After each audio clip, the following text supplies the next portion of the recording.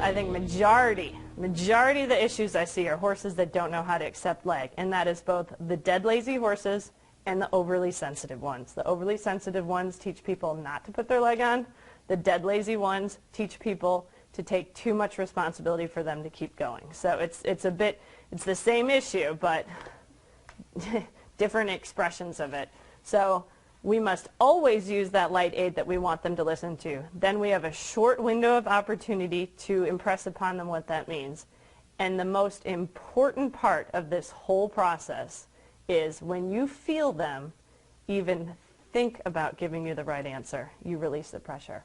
You can always ask a little bit more, but the correct timing of your release of pressure makes your aid, the pressure you put on, makes that so much better.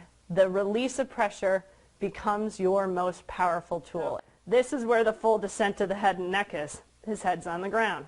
My competition frame, my reins are longer. Okay, as I begin to gather my reins and the rectangle in front of me, I think people from last kennel will explain the rectangle next, competition frame is here. When my horse chucks his head in the air on the way to the fence, I'm not going to follow that. Okay, because I don't want his head up here.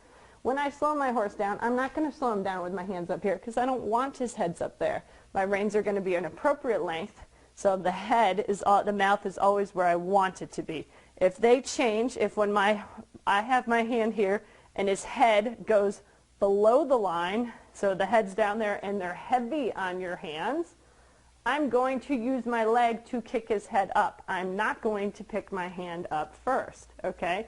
People they do too much with their hands. When the horse's head is too low, they pick the horse's head up. When the horse's head is too high, they shove their head down and their hand down to there. Your job is to teach the horse what the dial of roundness is, and this will happen a lot more today. We're going to actually work on this full descent to the head and neck up to competition frame. We'll start at the halt. We'll go through, and your goal is to be able to do this in more gaits.